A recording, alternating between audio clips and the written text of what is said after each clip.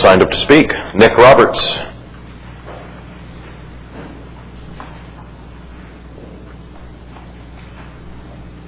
Nick, good morning. We will need your name and address for the record. Yes, sir. Thank you, Your Honor. My name is Nick Roberts, 3101 Winehaven. I might go about half a minute long. If I do, just cut me short. Okay. Well, I don't get to stay home year-round. Witnessing our city's progress is always a highlight of the months. I do get to come home, and I certainly owe a huge thank you to all of you, as do about 560,000 other people in counting. I do understand that we're on the brink of having a streetcar route in order to realize planning efficiencies with the Project 180 timeline. To address some of the serious concerns about the streetcar investment, particularly the cost of the system, I think an explanation is needed to ascertain the $20 million a mile figure. In the last 10 years, there have been streetcar systems built for $12 million a mile in Portland, 13 a mile in Tampa, 7 a mile in Little Rock, and even for as low as $2 million a mile for a rail streetcar in Kenosha, Wisconsin. I understand a large portion of the cost estimate is for relocation of underground utilities, and I also understand there are route considerations that could affect the cost. But essentially, this streetcar has the potential to be worth much more to us than it will ever cost us in terms of what it can do for our city and for our downtown. Realistically, with our low density, there is no way to efficiently provide transit to everyone, or even most, effectively. It's imperative to start small and to start in the heart and focus our resources downtown and move out from there. Also, remember that downtown living is currently not meeting expectations or projections. Despite downtown's huge inventory of vacant lots and empty buildings everywhere you look, in the last 5 years, downtown has only yielded hundreds of new residential units, when the 2005 downtown housing study projected downtown could have added in that period between 2,250 and 4,250. We have to get back on track with development, and streetcar can help us do that more than anything. Every dollar Portland spends on streetcar, it spurs $18 in development. Even if ours is half the catalyst, at least considered an investment in our inner city schools with the ad valorem tax. When we get caught back up with housing demand, you'll see thousands of people coming out of the woodwork to ride the system at all hours, most notably a lot of whom wouldn't consider themselves willing to be caught down on a city bus.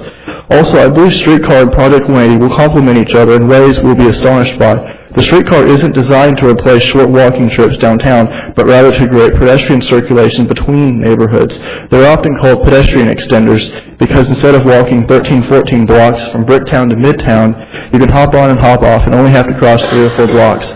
This makes all of downtown your oyster, an area of more than 2 square miles.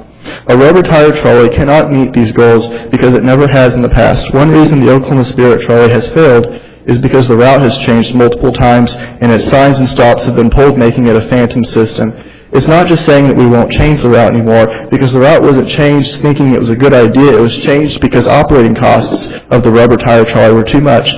By figures I've seen, a single streetcar may cost $70 an hour in operating costs, whereas a typical city bus will cost over $130 an hour. So it only takes a matter of years for you to break even after the enormous upfront capital expenses of streetcar. Another difference is that people can see the rails in the ground, especially developers, in the wires above the street, and know with absolute certainty that the streetcar will pass here. A bus system lacks that certainty, plus I'm pretty sure there's never been an on-time bus in the city in the last 10 years, and often more than 10 or 15 minutes late. It's for these reasons that for every $18 Oakland City can spend on a city bus or a rubber tire trolley, you will see zero in return. We truly have the potential to turn around transit and really turn up the heat downtown with the streetcar we desire. The best Oakland City can do with its 621 square miles is to be good stewards of our natural resources, keep building healthy neighborhoods for families, and grow a viable urban inner city in the center. This will provide the residents freedom to choose for themselves their lifestyle and surroundings while keeping the whole city healthy inside and out and light years removed from the 1990s. Thank you. Thanks.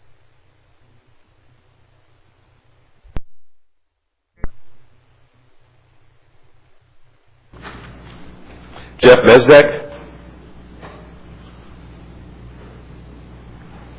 Morning, Jeff. Good morning. My name's Jeff Bezdek, and I'm at 605 Northwest 4th Street. I wish I was nearly as prepared as Nick. It's great to see citizens from our community coming out and speaking on behalf on this issue. I serve on the MAPS 3 Modern Streetcar and Hub Subcommittee and the Alternatives Analysis Committee that's pursuing the federal funding mechanisms. And I just wanted to address you today regarding the comments that were made last week. I've actually wanted to come and extend an invitation to all the council to be involved in the process. The last thing that our MAPS 3 subcommittee would want to do is show up with a grand presentation and find that we missed the boat. We didn't pursue the areas that you wanted us to pursue or put the emphasis where it needed to be placed. I know Councilwoman Sallier is involved in the Alternatives Analysis Committee. Obviously, the mayor chairs it, and Larry McAtee's on the Oversight Board, and Sam is on the Hub Committee. But, you know, we would love for you to participate in our process. We have 2 meetings in January in which we're going to be trying to narrow down the modern streetcar route. And feel free, you know, if you need a individual meeting that gives you a lot of time, obviously be a public meeting, but we want you involved in that process. The second thing I want to say is that because this is a ongoing public process where we are having public meetings and we're trying to get input from the ground up, I mean, what you say from the bench is very critical in how it affects that process. And it affects the volunteers that have put hundreds, if not thousands of hours into trying to come up with the best transit solution that we can possibly build within MAPS. And so what I've done, and this is something that's already been handed to the subcommittee, but if you distribute these, this is a flow chart that has every single volunteer on all of the committees and how the recommendation process goes on up to council. And this is something that hasn't been, I've never seen it in any comprehensive form, so we had our graphic artist come up with this flow chart. Could you distribute these? So that you understand how many people are involved in the process and how that information flows up through the MAPS Oversight, Citizens Oversight Board on up to council. And that kind of gives you an idea of how large this process is. And I just want to address a couple other things. And very quickly, you know, how did we get where we're at today? The idea of a modern streetcar came from the 2000 Fixed Guideway study. It was an idea that had been created by analysis over a year and a half and is professional advice. And this is what we call the last mile system.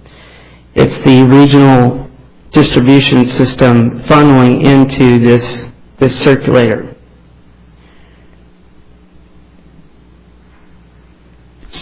What we did in MAPS was we said, what can we start with in the 2005 Fixed Guideway study? What can we actually afford to build? And we looked at lines to Edmond, lines to Norman, these various lines that are in Fixed Guideway study. We looked at buses. And obviously the big problem with any other type of transit that's in the Fixed Guideway study is it requires interjurisdictional agreements, and it also has a high operating cost. A great example is as Nick was mentioning, and I didn't put him up to coming today, but I'm glad he did, buses cost a lot more to operate. And the streetcar was the one element that we could actually build and have be able to absorb that ongoing operational cost. Now I wanted to talk about the cost per mile. $20 million per mile is a composite estimate of streetcar systems from around the country. It's kind of a middle-of-the-road estimate. We've seen them as high as $30 million, and we've seen them as low as $3 million. But $20 million is a composite estimate. But you have to keep in mind that that includes your car barns, your maintenance facilities, and these other core infrastructure items. So as the system is expanded, in theory, the mileage is going to cost less, in theory. And we're actually in the process of starting to begin to evaluate technologies. We're even looking at compressed natural gas. We're looking at electromagnetic technology that does not use an overhead wire. We are going to run this through the ringer and make sure that we have the best, most technologically advanced recommendation for you. And also how it relates to connecting to the hub.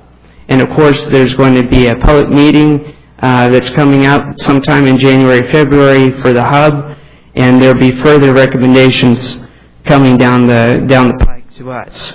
But I wanted to just emphasize, we want you involved in the process. Remember the history of how this came about. This was professional advice that suggested that we use this mode of travel because it is fixed. It does not have, it's a complete paradigm shift between us talking about buses that have no defined route and us as a community saying we are committed to building this thing for the future versus trying to deal with the route changes that people have incurred over the years. So, do you have any questions? And I just want to say it's just important that you get involved in the process. We don't want to show up and recommend things that are going to be debated. Question?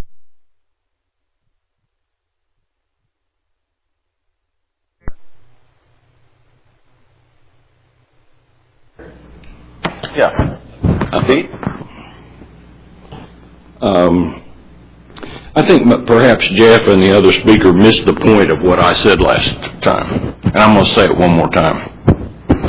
Or two more times, as I generally, or three more times, as I generally do.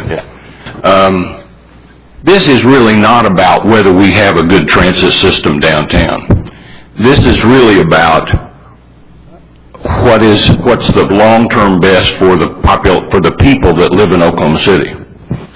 When a year ago, 2 years ago, we had to fight for like $40,000 to get enough money to put people on buses that need those buses to go back and forth to work, and it was like pulling teeth to get it done.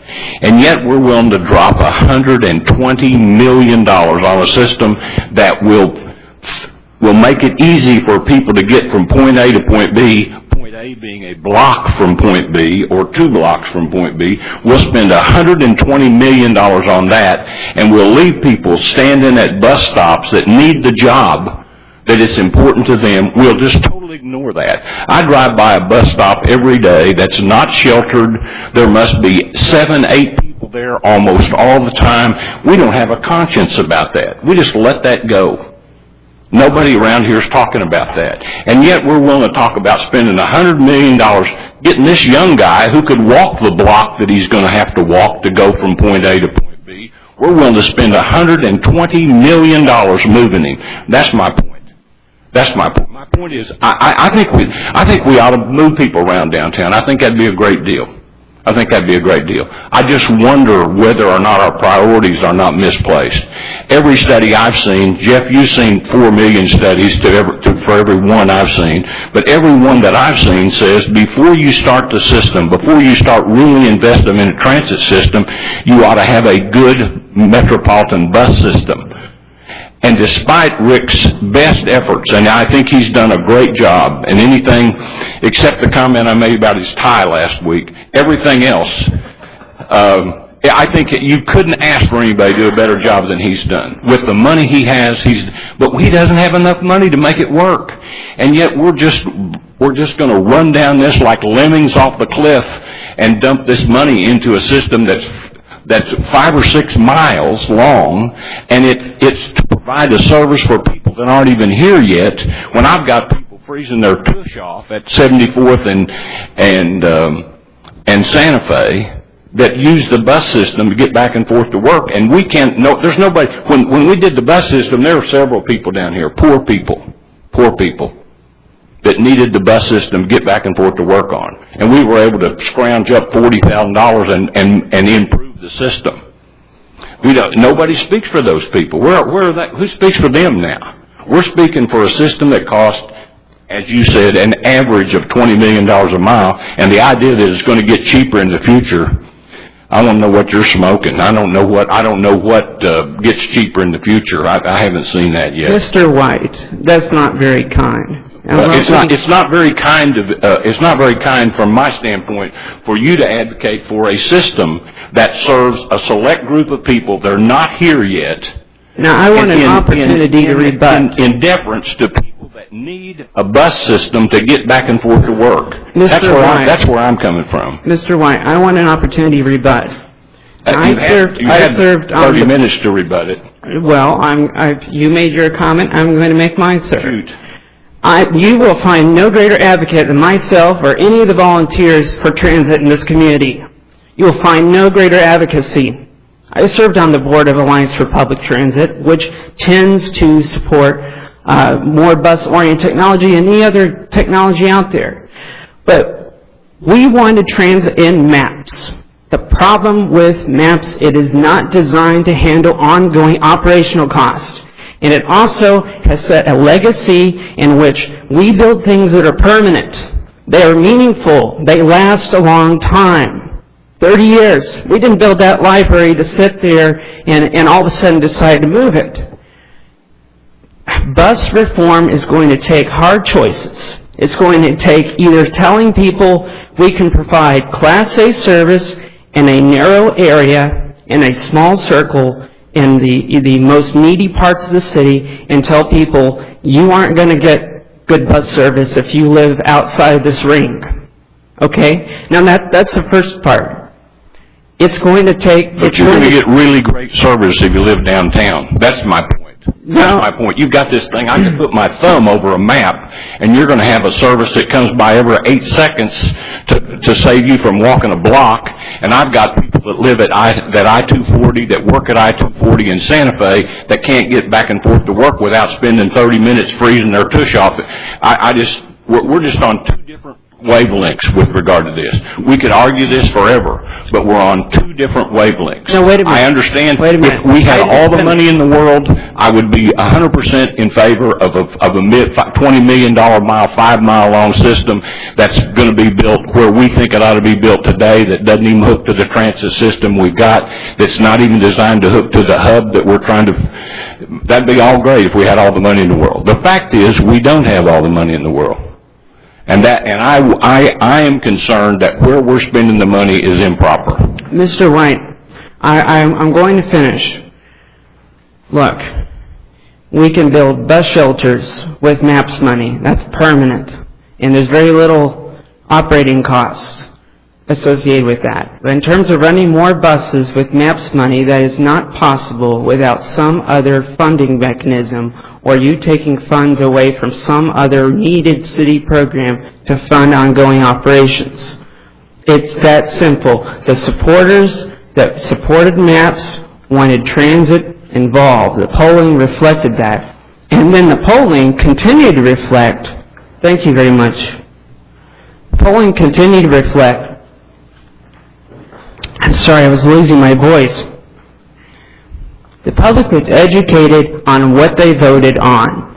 They did not go into this, no, wait a minute, I saw the numbers, and they did not go into this knowing that, expecting to have Class A bus service around the city or commuter rail to Edmond or Norman.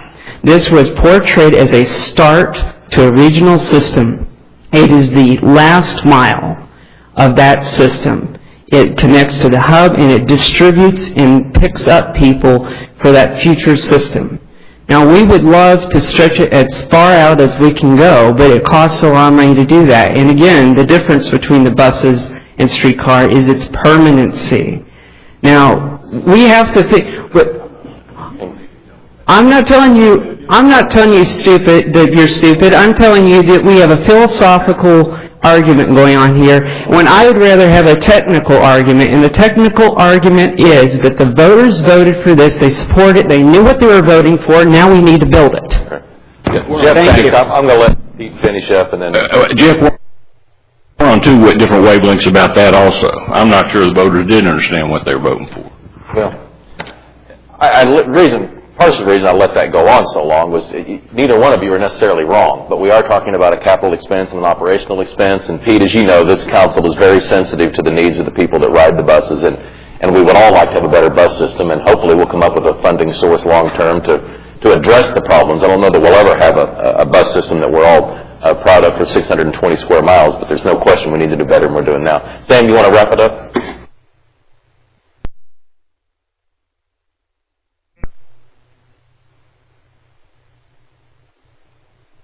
Sam, you want to wrap it up? Mayor, in the 6 years I've been on the council with Pete, there's been no stronger advocate for public transit than Pete, and it's more than bus. And I just hate to see this thing get to a place where Pete gets cast in some way as an adversary to a part of a comprehensive transit system. I'm a proponent of the downtown streetcar system, voted for it, have been, continue to be. But I think what I hope was heard last week with the discussion, Pete's comments, is with the downtown streetcar system, fixed system that we're going to have, that we really listen closely, not to any fixed route that Pete may have in mind or that I have. I don't think that's our role. But the point that Pete made to the council and the public last week for me was we have to really understand the importance of the connectivity of this streetcar system. If we're just talking about a circular route that goes nowhere but downtown, we're all losing the big picture. And what Pete did for me was understand that we have to stretch ourselves further in the time that we have left to plan this transit system, really understand the connectivity of what we do lay down in fixed tracks, the connectivity to our hub system, the connectivity to our existing public bus system, and the connectivity to our future commuter rail system. The importance of what we do lay down and get fixed in the way of track really speak to and address the connectivity of a larger transit system than what I'm afraid could happen, and that is that Pete keeps speaking to, a circular system that goes to nowhere except feeds downtown. And it's always been envisioned to be more than that, but I don't think we've done the job, not just for Pete, but for the general public, in really understanding the importance of what is laid down really has connectivity to the rail systems that we're going to be developing and need to tie into. So I appreciate that.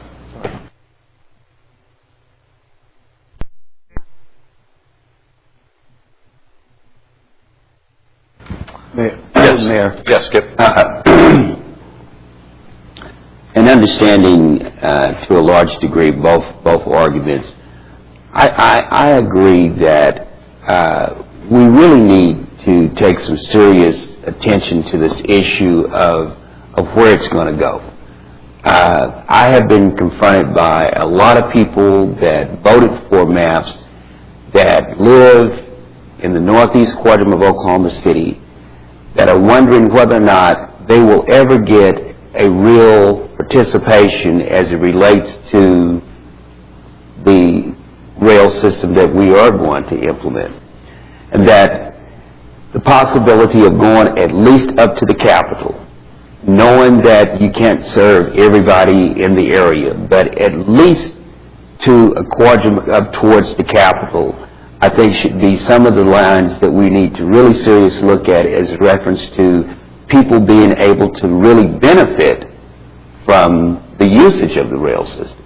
And I say that because my ward was one of the wards that had a very high percentage of support for this last MAPS project.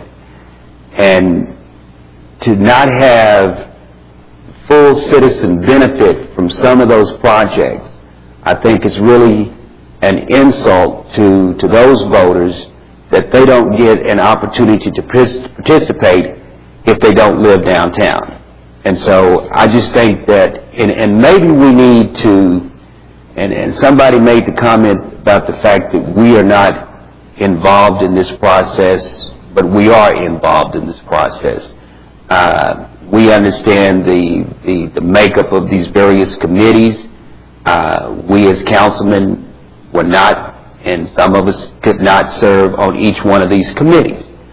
But I think that the work sometimes need to be brought to the council, and maybe we need to have some updated workshops in reference to what's going on, what are some of the lines that's being addressed, so we will have a continued understanding of some of the dialogue that's coming from the various committees. And I think that's probably, something that's healthy for all of us in reference to understanding the overall geographics of where these lines may go.